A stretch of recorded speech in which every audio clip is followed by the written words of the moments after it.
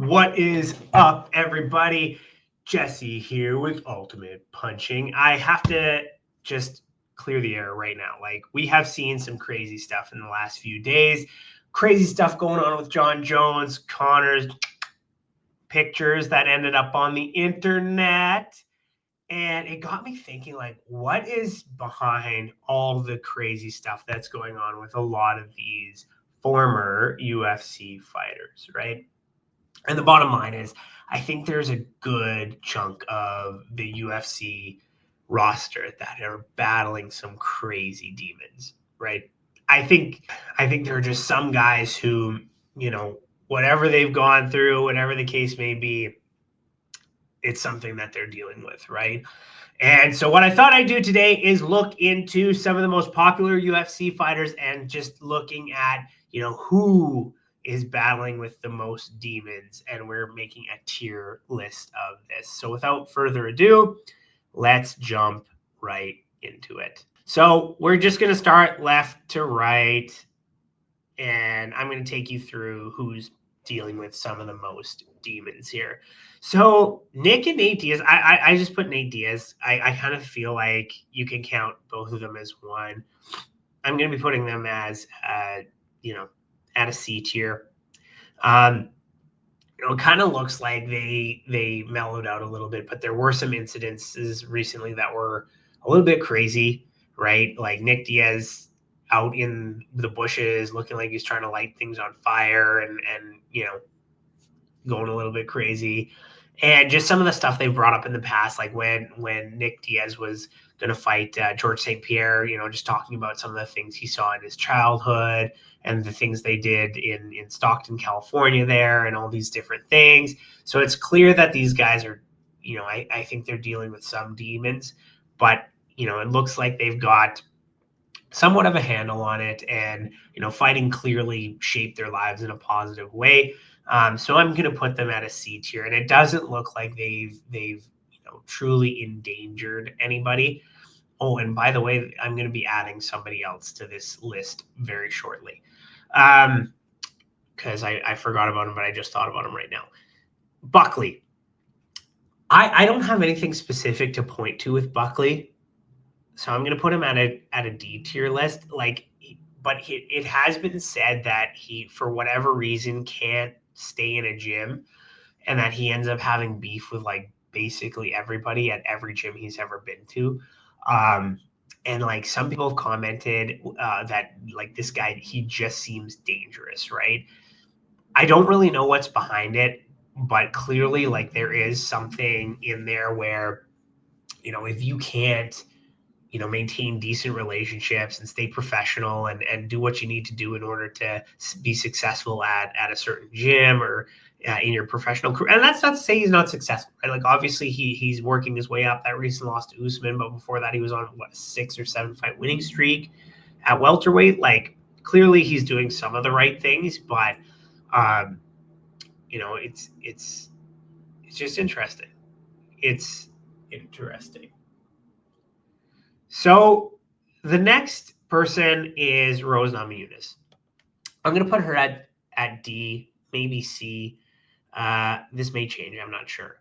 But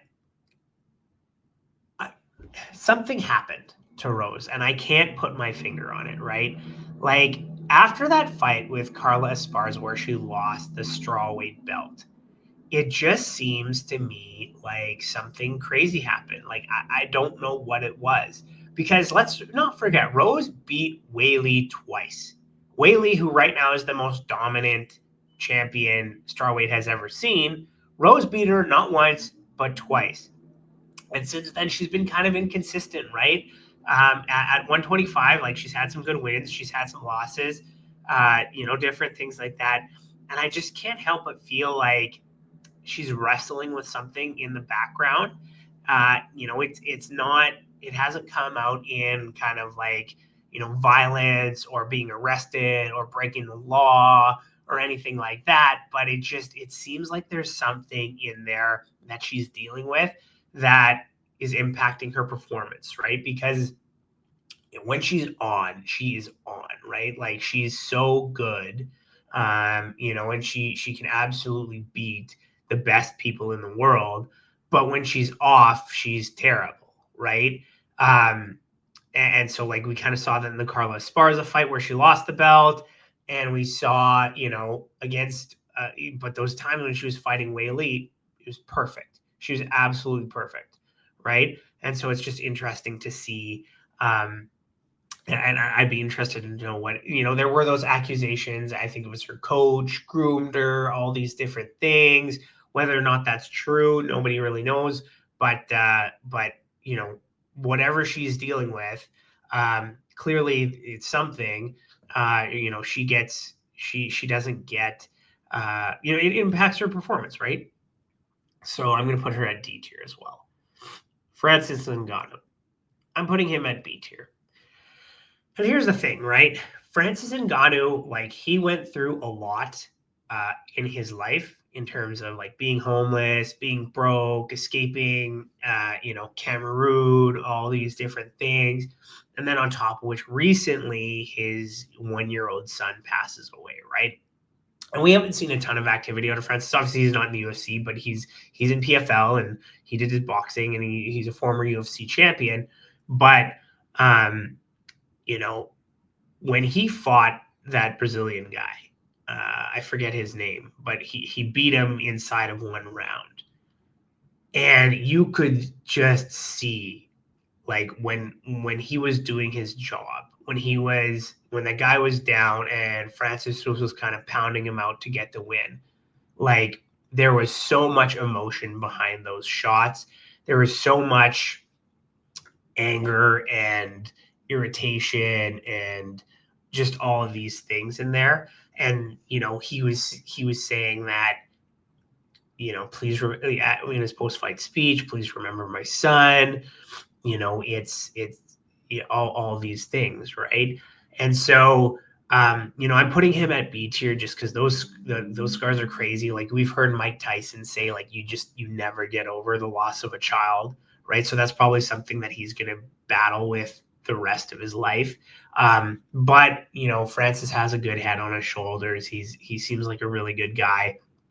So it's one of those things that I don't think he's ever going to be like a danger to society or to the public. He's never going to be somebody who ends up getting arrested or abusing his family or any of these type of things. Next we have Tony Ferguson, and I'm going to use this picture over here. I've got two of the ones for Tony, and I'm putting Tony at S tier. Tony is crazy, and he might be the craziest fighter that ever lived, right? So, and for newer fans like who maybe have seen Tony fight in recent years, understand that he was great back in his day. Like he was on an 11 fight win streak. I do truly think that had he fought Khabib, Khabib would have ragdolled him. But it's one of those things that he had that fight in 2020 with Justin Gaethje, then went on a crazy losing streak, and a lot of people were just worried. Like he got into trouble, got a DUI, flipped his car. I think there were some issues with his family being worried about him and him possibly being violent against his family.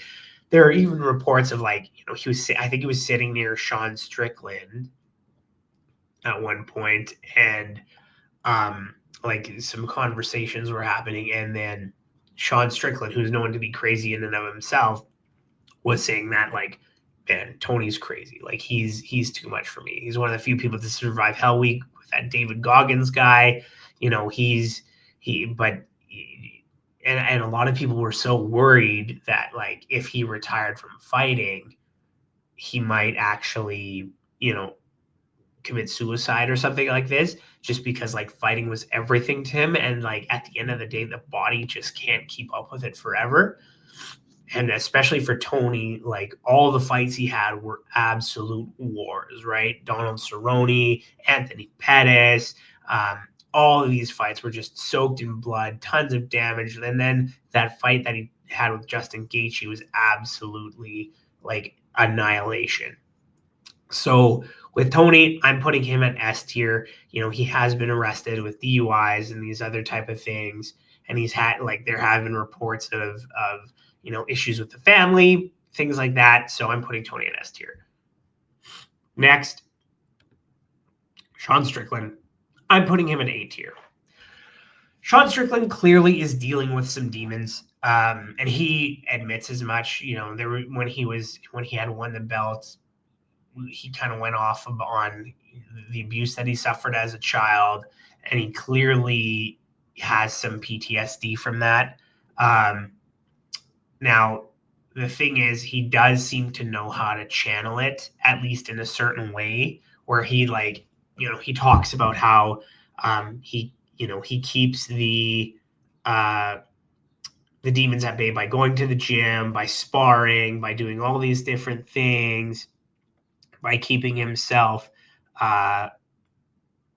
in good shape, by competing, all of that stuff, right? But the question is, like, what happens when he's by himself, right?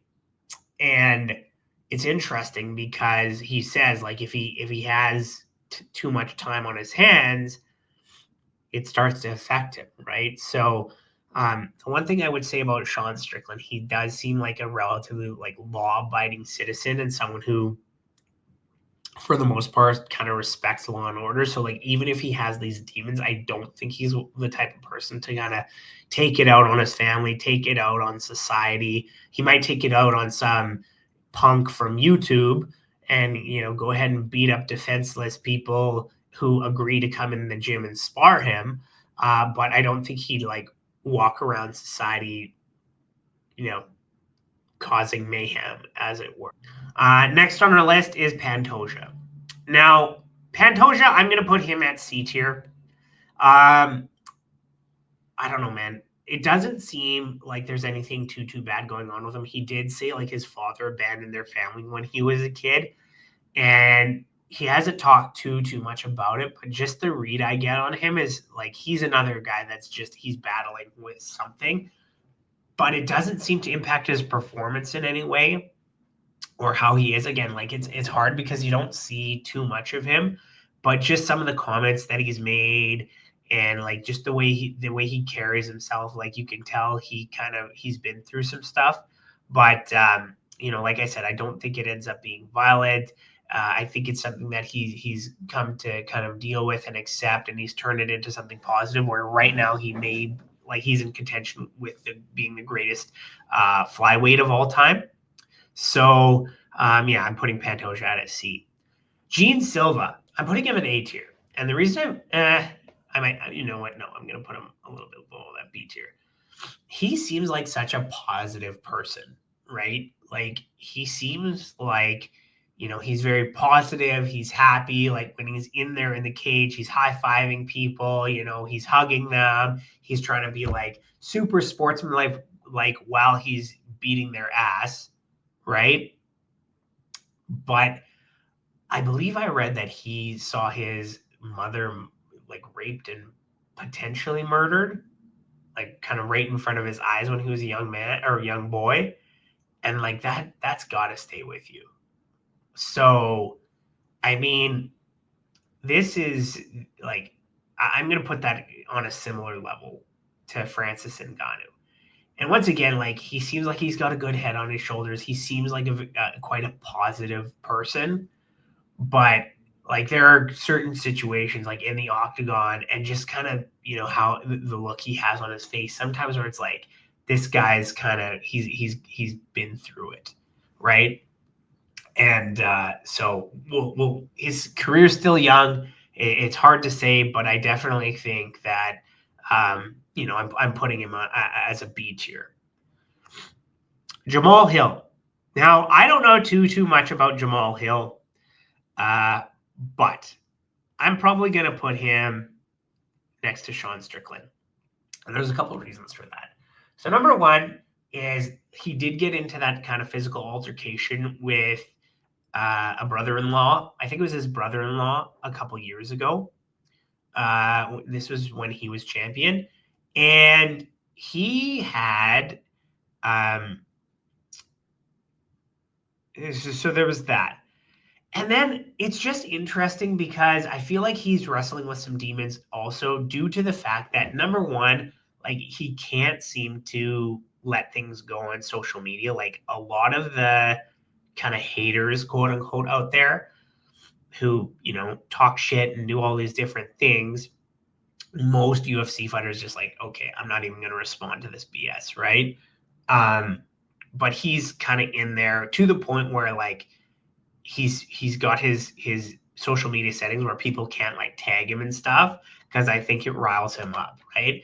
And then the other thing as well is when most people lose, right? eh, they kind of, not everybody, but they kind of look at it and they're like, okay, like how can I use this to be better, right? How can I use this to improve myself? How can I come back stronger and all these things, right? But a lot of what Jamal Hill does, it seems like he makes excuses, right? And that's not necessarily that may or may not be related to battling demons, right? Like it just doesn't seem like he can accept that someone was better that night. You know what I mean? So like in your fight, I think it was a little bit different, but with Alex, the KO is like, oh, there wasn't a proper reset, even though he was the one who initiated the first strike before he lost at UFC 300. And then like right after his Khalil Roundtree fight, same kind of thing, like, oh, that wasn't fair. This happened, that happened. Instead of looking like, okay, how can I become a better version of myself to beat this guy next time or whatever? So I think there might be some demons in there that cause that problem. John Jones, S tier. John Jones is one of the greatest of all time. There's like almost everybody says that. I personally don't think that just because of the PED stuff, but there's some of the other greats out there that put him up there and kind of ignore this. So who am I to judge? But John Jones, he clearly is dealing with some demons. And I don't know what they are, right? But like obviously he's had some, domestic abuse things, he's had some DUIs, run-ins with the police, issues in Las Vegas, like the list goes on and on and on about, even last week there's a big piece on what John Jones was up to in retirement, right? And I feel like this is the case for a lot of people. Like if they have no direction in their life, they what can they do, right? Like John Jones' whole thing was fighting. Now he's done that. So it's like, where does he go from here? I'm putting him in S tier. Obviously he's got some demons he's dealing with, and then the other side of it too is, you know, like it's been criminal, it's been violent, like other people have been hurt. And these next guys are all going to be S tier, I think. I'm going to put Connor at A right now. No, I'm going to put him at S too. Like Connor right now, he's dealing with some demons. And a lot of people think it's because of his fight with Khabib. Like, I don't know if that's true, but right now, like clearly everybody's talking about him having a coke addiction. He was convicted of SA. There's this recent thing where he's putting his junk on the internet and sending all these DMs. He's clearly got more money than he knows what to do with. But at the same time, it's like, like people only go down that road, I feel, if they're dealing with something, right? Like the cocaine, the partying, the drinking, all this stuff. Like people, don't usually go there if they're and I'm no expert, right? But just from what I'm reading, right? The people don't usually go there if they've got sort of purpose in their life, right? Not always, but right now I feel like Connor has, like I said, more money than he knows what to do with. He knows his fight career is over. He was saying he's going to run for president of Ireland. Like maybe being a big part of BKFC, maybe that'll give him some direction. But right now, like he's probably never fighting again. There's all these scandals that are kind of coming out. And, I just think that yeah, right now, like with the SA and like all the run-ins he has with like assaulting people at public events and whatever, like I'm putting him in S tier right now. And the last guy I'm adding to this list is BJ Penn, and he's also going in S tier. And I would say right now, out of all of them, like BJ Penn seems like he's in the worst of the worst situation, right? So BJ Penn recently, and if you don't know, like some people were considering him the lightweight goat up until kind of Khabib came to town, right? Like he had some great moments until he didn't. But right now he's in a situation where I think he thinks his what I was reading, he thinks his mother is an imposter. He was thinking that members of his family were like imposters, different things like that. Like he's clearly going through some mental health issues, and I might even put him a little bit lower, but like some of this stuff is pretty serious, and I don't think he's gotten to the point of violence, but I know he was arrested, and I think there was talks about restraining orders and things like that. So these are all the fighters that I think are very clearly dealing with some demons. Is there anybody that I've missed? Is there anyone I think you think should be added to the list? Please let me know. And if you enjoyed this video, please like, share, subscribe. Helps with the YouTube algorithm, helps grow the channel. I want to thank you guys for watching. We will see you next time.